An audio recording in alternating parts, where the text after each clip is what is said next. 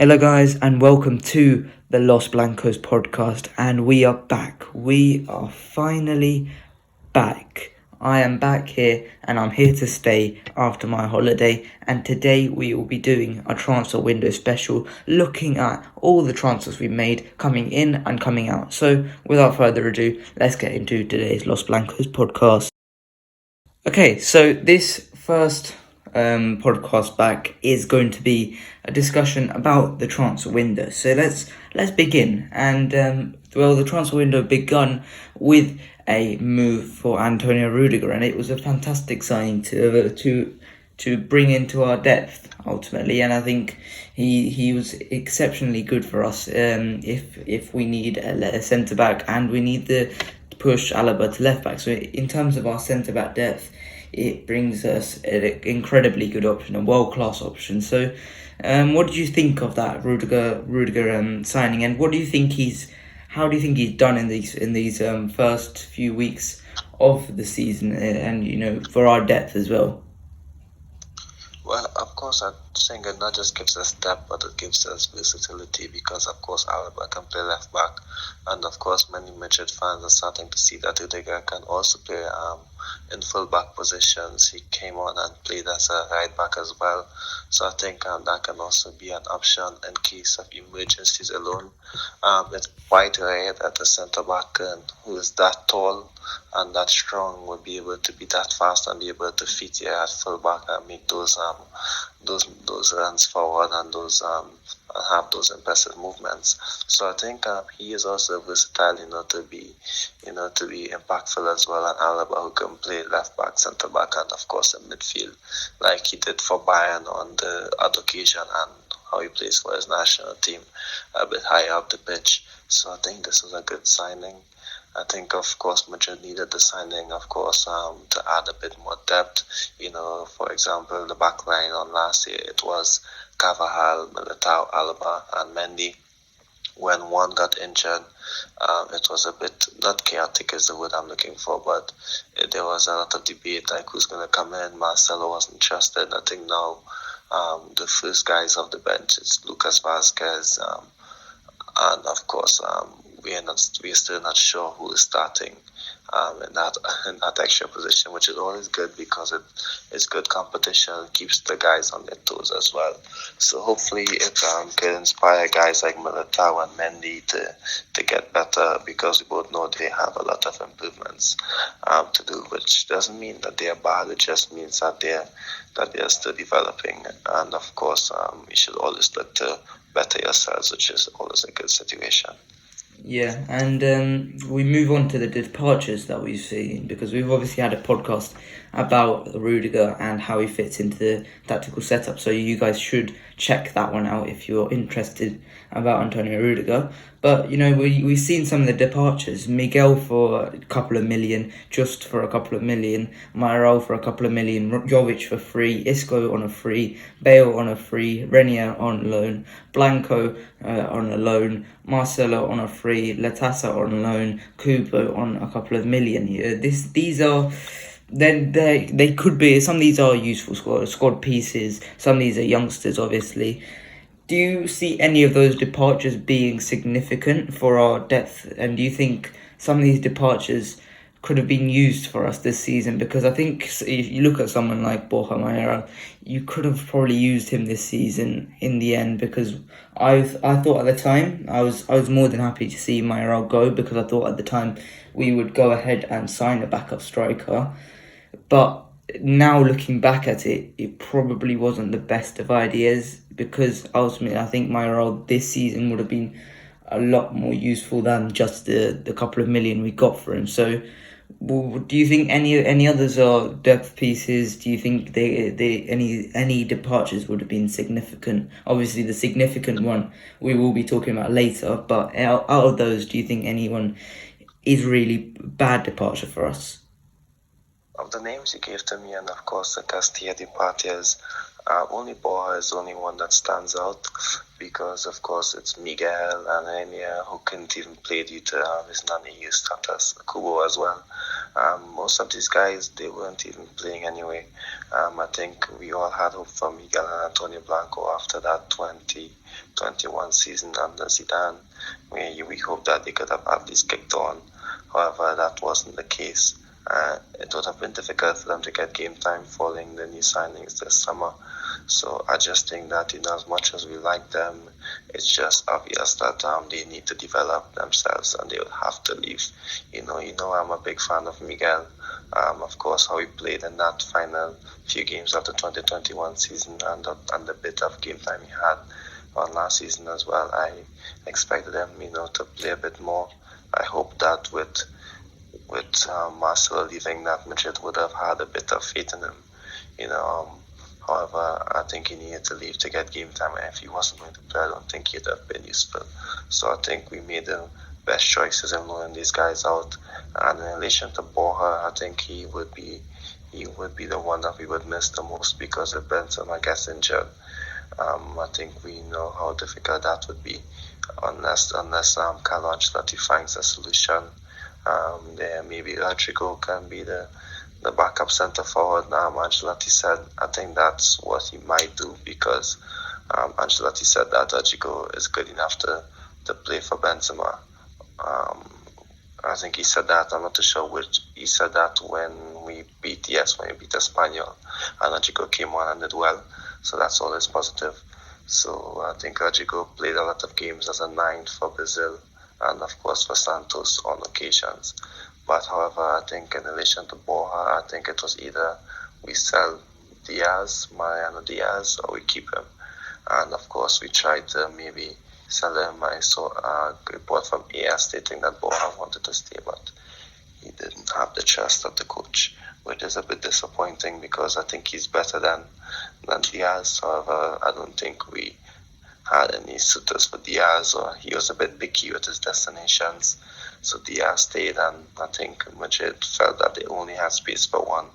And of course, I didn't think they trusted the fact that they could have still sell Diaz at the end of the transfer window. So I think Borja maybe left. I think he did good at Getafe on last season, and he would have assisted us in the depth chart. So I think this was a disappointing sale, because it's not like we needed the money, but I just think they wanted to trim down the squad and didn't have any faith in selling Diaz at all. Yeah, I do think it hasn't been a bad window from us, but on the other side, it hasn't been a great window from us, like it was once expected of us. And I think the inability to sign an attacker has really done that for us. I think that has been largely affected by Barcelona's transfer window being so good. I think that's the reason why a lot of us see our transfer window to be so bad. But I don't think it's been as bad, because if you look at the defence and the midfield, ultimately that is the buildings of a world-class team. You look at those players, they're very, very, very good, especially in midfield. You look at that depth, it is great. But when you look in the attack, you've really only got Vinicius and Benzema, who have proved themselves to be consistent and, in their performances consistent. So you look at that and you say, maybe Rodrigo does well next season. We can't say that for sure. Asensio, maybe he scores some goals. I don't see him starting a lot of games like he did last year. Maybe you look at Hazard and say he's going to have a remontada season. I don't see it personally. I don't think he's going to have the season like he once had. But these players, we should have probably signed maybe another attacker, and I think it's such a shame that we didn't have that non-EU spot, and we could have signed Gabby Jesus, because that would have been brilliant. That signing would have been utterly brilliant for us, and I really am looking back at it, and I'm thinking, oh my god, that non-EU spot really did us in there, because that was an opportunity that we probably won't get back. And so we look at that, and who else we could have signed as backup striker? Someone like Sasa Kalajic maybe would have been a useful player for us. Maybe Jonathan Burkhardt. One person in the comments suggested that him. And I think you look at those players and you say, maybe they wouldn't have been able to handle the step up to Real Madrid. Maybe they could have, and ultimately, I think we should have signed one more player. I think we should have signed an attacker, but I think Florentino, if he is to sign one player, I think he will look beyond the World Cup. I think he'll look at the World Cup, any standout players there. If there's a breakout star there, like there was with James Rodriguez, I think that is how Florentino Perez is going to sign someone in January. So let's move on to the big to the big transfer of the summer in terms of Real Madrid, and the main departure, and that's Casemiro. Now, obviously, we didn't have an opportunity to talk about Casemiro because I was away on holiday, but now here we are, and we are going to talk about Casemiro. I mean, in terms of his legacy he leaves at Real Madrid, incredible, just truly incredible. 2016 onwards, since then he's since becoming a starter, he's been incredible. The best defensive midfielder that I've ever seen at Real Madrid, to be totally honest. Better than Xabi Alonso, I think he's going to be better than whoever we see in the future, whether that's Tchouaméni or whether that's whoever we're going to bring in 20 years from now, whatever. I think he's just going to be unique in the way that he played, destroyer, fan favourite from the way he was just no nonsense, did what he would for the club. He just was terrific, so many trophies, leaves a legacy of a world-class midfield, one of the greatest midfield trios that we've ever seen, if not the greatest. That obviously can be argued. And, that legacy that he leaves behind, it will never be forgotten in Real Madrid colours, because it was just incredible. So, have you got anything else to say about Casemiro's legacy that he leaves behind? Yeah, of course. I think that he would be definitely, like you said, one of the best in history, not just because of how he played, but of course, when you look at the market now, there's no one who can replace him. And if there's someone who plays identically to Casemiro, they're not on Real Madrid's quality, because, of course, I don't think there's any footballer like him.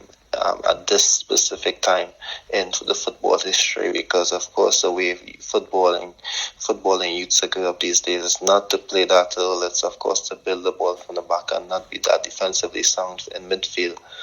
So of course I don't think we'd ever find a natural Casemiro replacement. Of course there would be players who can maybe perform a similar function, but I don't think that we can have someone like him, not just in terms of how good he was, but of course his passion for the club, his love for the club, his love for his teammates, etc., and just the positive atmosphere he had.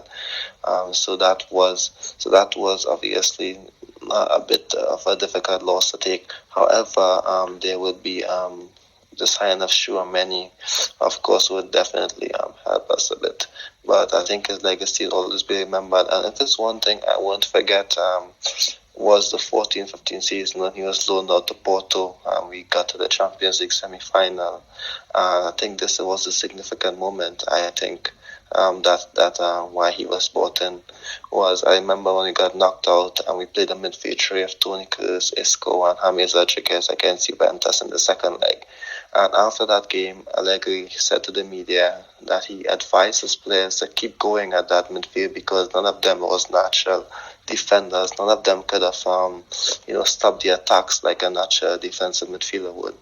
And of course, we lost that game against Juventus in the Champions League semi-final, and that's one of the games where many fans, pundits, and even maybe the Madrid board realized that, you know what, we need a defensive midfielder. And of course he came in back from loan that summer, and it took him a while, but he finally in the spot. I remember when I had an interview with him when he said Zidane told him, and when he starts playing, he isn't going to stop, because I think he just made one sub appearance in Zidane's first 8 games. And of course he was correct when Zidane gave him that debut. Of course, under Zidane in his first start, I think he realized he would have been more important than Isco and James Rodriguez, his contributions, if Mitchell was to have sustainable success in the future for the good of the team, the balance of the team. Yes, there'll be better players. Yes, there's so many better midfielders on the ball, but that doesn't mean that they would have a big contribution. So that's always a positive, in my opinion, and I'm really happy that we were able to have him in the squad. I don't think other fans would appreciate how good he was. They would obviously say that their midfielder were better on the ball, could be a bit more silky, but that's not what it's all about. He did his job, and he formed a partnership with Modric and Toni Kroos, and that's always something positive, to have a relationship with your teammates. So I think that's, of course, that moment always stands out to me. I would go back to that 14-15 season where we needed that defensive midfielder after losing Alonso. And, of course, playing a lot of attacking midfielders in centre midfield didn't help. And, of course, Casemiro came in. And later we won 4 Champions Leagues with him and won before that 14-15 season with him before he was that important. Even though he did have an important contribution that year against Dortmund, in the quarterfinal, but there's so many moments that it's difficult to just go through them. But of course, he is a player who made an amazing impact with the school. Yeah. So let's talk about some of the negatives of Casemiro leaving and obviously Tchouaméni replacing him. And we're going to start with where I'm most concerned, because I'm not concerned about these little La Liga games where we're playing against Espanyol and we're going to have 60 to 70% of the ball. That's not where I'm really concerned. Where I am concerned is against Man City in the semi-final of the Champions League. Now, we saw in the first leg we didn't have Casemiro and we got completely overrun. We had Toni Kroos. Now, obviously, Tchouaméni and Toni Kroos are completely different, because one of the main problems there was that Toni Kroos just didn't have any mobility to come up against the City midfielders who were constantly moving and buzzing around the box. Tchouaméni is obviously going to have that. However, where a lot of the goals came from, like Foden's header, like the cross in the first few minutes, it came from where Casemiro would normally just mop up and head away or clear away. And ultimately, we don't have that player anymore that can just sense danger, get in the box, find the positions, sense the danger, where the ball's going to come in, ultimately know where the ball's going to come in and just clean up behind him. And ultimately, I don't think Tchouaméni can learn. I don't think you can learn that role. To be totally honest, I don't think you can learn that instinct.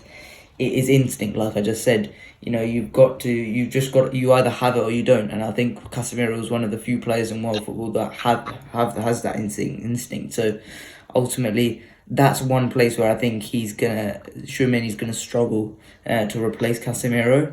Another place is obviously his aerial ability, his actual clearance ability. Just to get the blocks in. You saw in the Champions League final and Super Cup final the ability just to block, just to get in the way, just to know where to be. I think that's the main problem that we're going to have. Obviously, the ability to stop counter attacks at the root, I think that's also a major problem. So, what do you think about all the points I made, and do you have any other additional points to where Casemiro might be missed, as well as some of the corner threats? Obviously, Casemiro is our main corner threat at this moment in time. I don't think Militao is, as well as the defensively corner threat as well. So, what do you think where Casemiro is the most important? Yeah, I think, of course, you have to understand his defensive intelligence and to know when to jump into a back three, know when to maybe attack the ball, when to step out and attempt to win the ball, or maybe hold back a bit. I think, of course, you can't expect Tchouaméni to be in that same position, because Casemiro isn't like a limited player, but Tchouaméni, let's just say he's better on the ball, so we can't expect him to like drop into a back three like he did. And of course, be like Casemiro, he's going to be a bit more advanced, like we saw against Espanyol.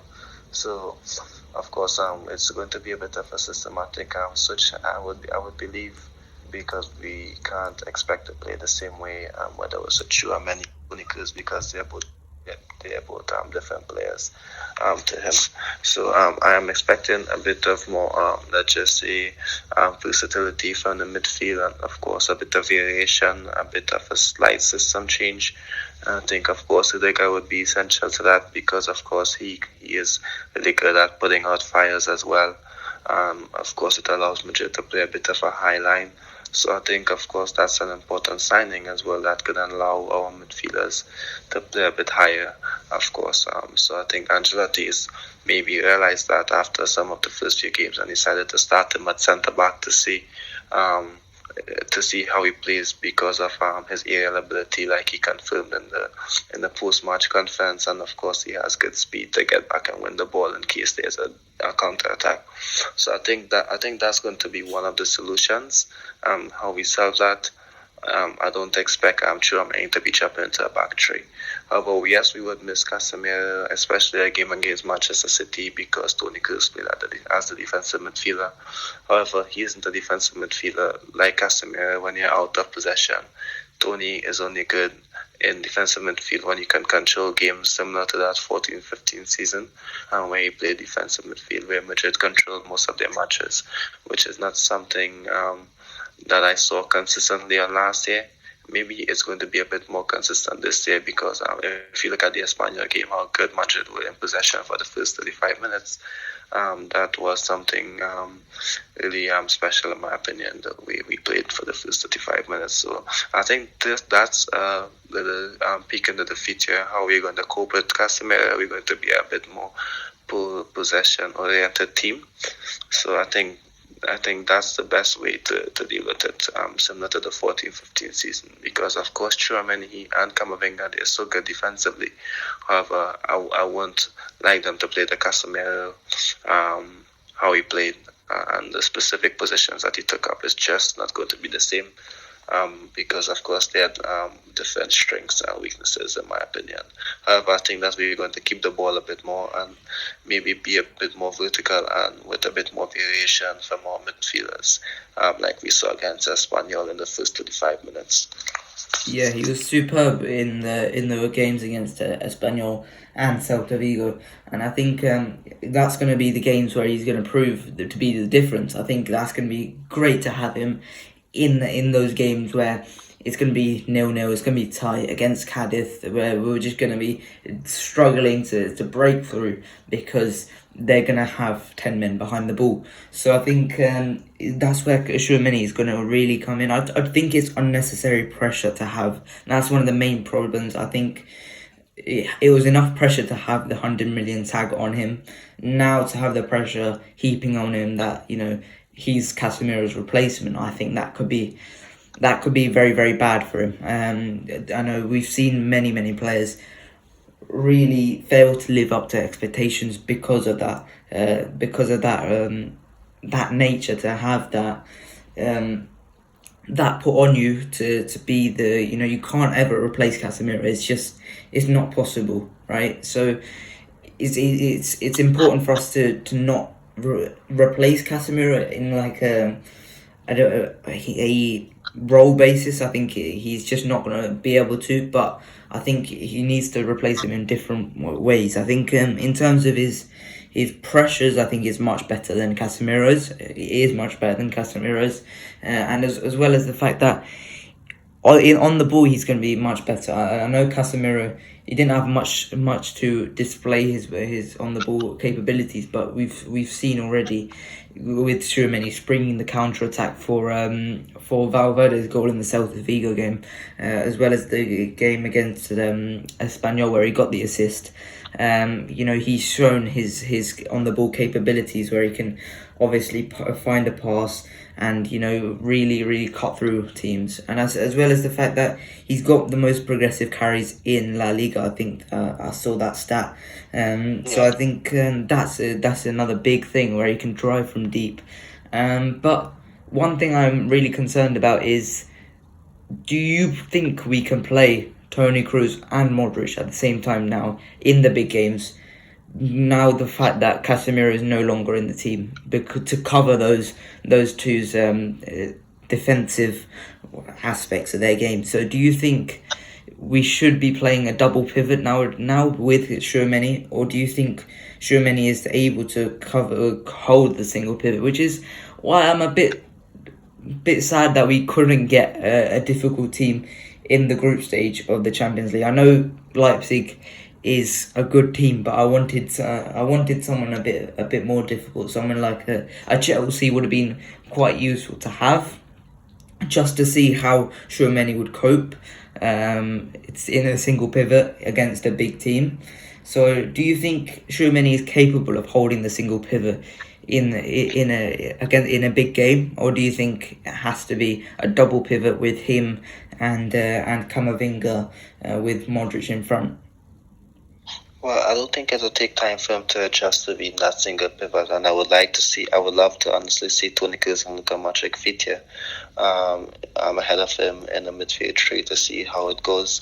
Of course, and like I said earlier, I do believe that the signing of Rudiger would be essential to that, in helping Tchouaméni settle into the squad because of how important he is in terms of putting out fires, knowing when to step out on his speed, to get back as well. So that's definitely something we can look into a bit more into detail a bit later on. However, in relation to Tchouaméni, I think that we definitely need him to, be good on the ball because, of course, he's not going to be Casemiro out of possession, but in possession, I think we can do it once we keep possession and once we are able to have players chopping deep to assist as well. I don't think, in my opinion, I think that we played well with the Kroos, Modric, Casemiro midfield on last year without Valverde, if I'm being honest. I think Valverde is so essential in making that work. So I do believe that it's difficult to just say can Tchouaméni replace Casemiro because I do believe that the KCM midfield struggled a lot on last year. I'm not going to say that they didn't. It's the games where Valverde started. It's the games where Isco started in the past that helped them out as well. So I believe that, yes, it was a good midfield three, but however, as time went on, we saw that they needed that extra bit of intensity in midfield to keep up. So it's not just Tchouaméni starting and replacing him. It would be the big difference. I think we need to be better on the ball, to have the possession more, to avoid putting ourselves in those positions. And like I said, the first 35 minutes versus Espanyol was a good definition of how we should play. But I believe that it's definitely going to take time to see. It's maybe in the first Clasico we will analyze and see how that works out. But in my opinion, I think he is good enough to step in. However, there would need to be some tactical adjustments as well. Yeah. One final thing from me. I also like how Tchouaméni is not afraid to go into challenges, really aggressive. I like that from Tchouaméni. The one thing I was worried about when Casemiro left was, would we be able to replace his feistiness in this team? Because I do see this team as more nice guys rather than the evil team we used to have with Ramos and Pepe. I think this, I was a bit worried with that. So I think Tchouaméni's feistiness and aggressiveness in tackles, I think that's good to see from him.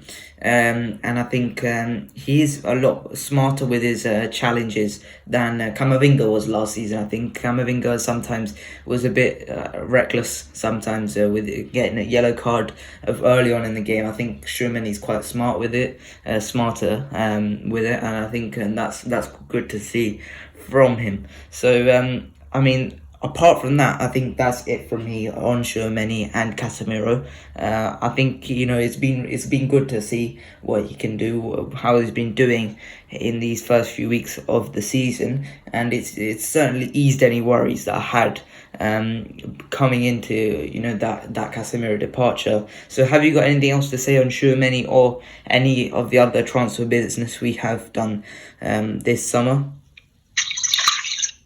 Well, of course, like you said, there isn't any like-for-like replacement for him. Of course, there were a lot of talk about who we're going to bring in now. if it's going to be a striker with the money that we have. However, it's difficult because I don't think there is anyone on the market that Ancelotti might be happy with for the amount of money that would be paying for them. I think there's so many options that would suit Madrid, if I'm being honest. For example, like James at fullback.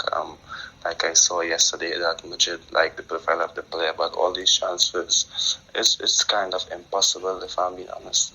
So that's why I believe that they are waiting in the market. They maybe don't want to make another mistake, like for example Jovic. In my opinion, I think Madrid have been a bit more smart with their transfer dealings, and of course I guess they may be waiting to see if another player comes in that could be available for a good cost, who can definitely make an immediate impact on the team, and so that there won't be any like Jovic situation again. So I understand the point of the club. Yes, we do need a player in that forward positions, but finally I would like to say what I was listening to a podcast over at Managing Madrid, and one of the points was, before I close, I would just say that when we were chasing the game, if you can name one of the forwards who we targeted, who we would bring on to chase the game instead of Benzema or Vinicius, who would it be? And it's difficult to pick one. But of course, you can bring in players who can help enhance their game. For example, having Ceballos come on, having Camavinga come on, Chico come on to help Benzema and Vinicius and make them better, instead of just throwing on another striker, another forward to help. So I guess that's my final point on the transfer window. Let's just see what happens. It's good that we found a way to win in our first 3 games this season in La Liga. So it's obviously positive at Madrid at this time, but we're waiting to see how it progresses. Yeah. So one final thing.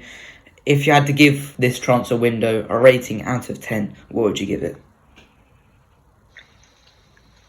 Out of 10, I would say maybe 7.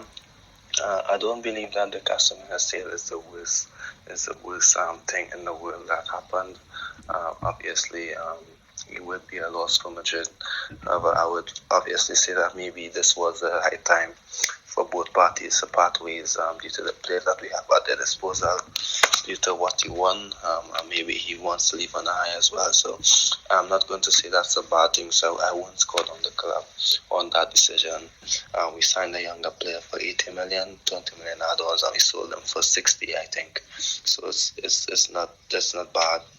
It's not bad business in my book. So I would give it a 7. Our defense got better with the signing of Tony. So that's always a positive as well. So it's a bit difficult as well to give us a score in attack. But if Benzema and Vinicius Jigo gets better, then it's difficult to say we needed a signing. So I would give it a 7 because the team can get better, and of course it's not like we are in total panic. And how about you? How much would you say?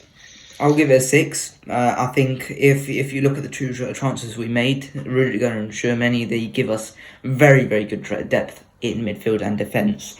However, I do think we are very light up top. I think one or 2 injuries up top, and this could become a dead rubber season. One, a couple of week injury for Karim Benzema, and we could be looking at a very, very bad season. So it's I think it's a 6. It wasn't a bad window by any stretch of the means, but it wasn't the best window either. I think we signed 2 good players. We let go of some dead wood that we needed to let go of, such as Jovic, Isco. But I think in the end, we didn't strengthen up top, which even just someone like Jorge de Frutos would give us some sort of cover, which we could have used, which is we needed anybody up top. I think that would have been really useful. Also, props to that person who spread the rumour that Noah Lang was coming to Real Madrid yesterday. It gave us something to hope for yesterday. But apart from that, that is it for today's Los Blancos podcast. I hope you guys enjoyed. Please like and subscribe, and I'll see you guys later. Bye bye.